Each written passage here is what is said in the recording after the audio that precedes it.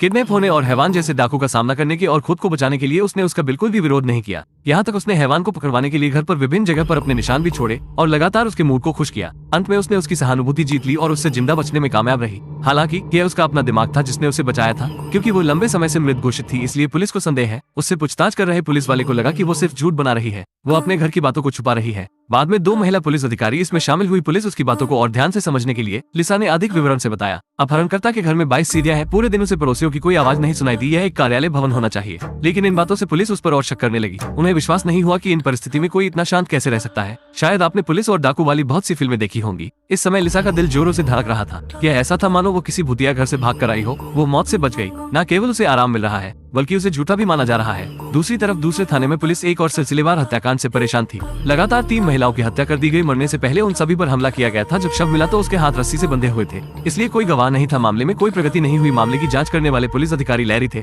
Larry को अब लिसा का केस मिल गया था। लैरी की एक बेटी भी थी जो लिसा की तरह बहादुर थी, इसलिए उसने लिसा की बातों पर भरोसा कर लिया। लैरी से पूछताछ के बाद और भी जानकारियां सामने आई। काली कार, लाल सीट और कालीन डैशबोर्ड सफेद था। व्यक्ति बाएं हाथ का था। उसके पास एक जोड़ी स्पोर्ट्स जूते हैं। बाथरूम में उसके उंगलियों के निशान हैं और चेहरे पर छोटी सी दाढ़ी है। लिसा का बयान सुनकर लैरी को तुरंत एहसास हुआ कि यह लड़की बिल्कुल सच बोल रही है। फिर वो डाकू की स्केच बनवाने लगे। जब उसे लिसा के घर के बारे में पता लगा कि कैसे उसकी दादी का प्रेमी उसके साथ बुरे काम करता था, इन बातों को सुनकर लैरी इसे बर्दाश्त नहीं कर सका। जल्द ही उसने उसे गिरफ्तार कर लिया। आखिरकार लिसा उस घर से निकल गई जिससे वो भयभीत थी। जाने से पहले उसने अपनी दादी से केवल एक ही बात कही कि आप मुझे क्यों नहीं बचाती थी। अगले दिन लिसा ने और भी महत्वपूर्ण जानकारी दी। वे सुबह 3:15 बजे रवाना हुए और लगभग 20 मिनट में एक गैस स्टेशन पर पहुंच गए। लिसा को अभी भी अपने अपहरण से पहले के दिन याद है। उसे कार देख लेना चाहिए थी। इससे पता चल जाता कि हत्यारा कौन सी योजना में है। हालांकि लिसा द्वारा हत्यारे के मामले की विशेषताओं का वर्णन सिलसिलेवार हत्याओं से मेल खा रहा था, लेकिन एक चीज है जो अलग है, वो ये है कि बाकी सभी पीड़ित मारे गए, लेकिन लिसा बच गई। लेकिन परिणाम बहुत स्पष्ट है। लिसा के कब्जों पर बचा लाल रेशा बिल्कुल वैसा ही था जैसा उन पीड़ितों पर मिला था। जिसके बाद लैरी सबको उस हत्यारे को ढूंढने में लगा देता है। लैरी लिसा को उस स्थान पर लाया जहां उसका अपहरण कर लिया गया था।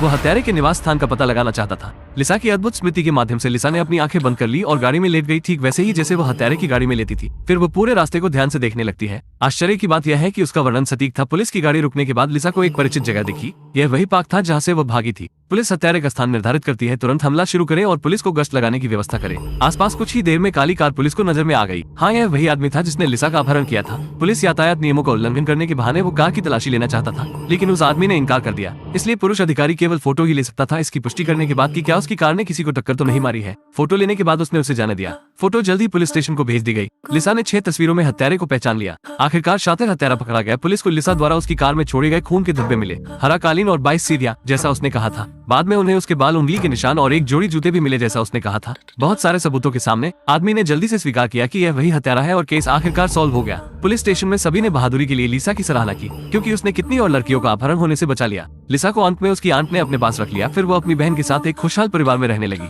ये फिल्म फ्लोरिडा के वास्तविक जीवन पर आधारित है। 1920 और 1980 का दशक। लिसा जब बड़ी हो गई तो डिप्टी पुलिस बन गई प्रमुख, जो यौन अपराधों और बच्चों की सुरक्षा के लिए है। इस चीज ने उसे अपने करियर का पहला हीरो बना दिया।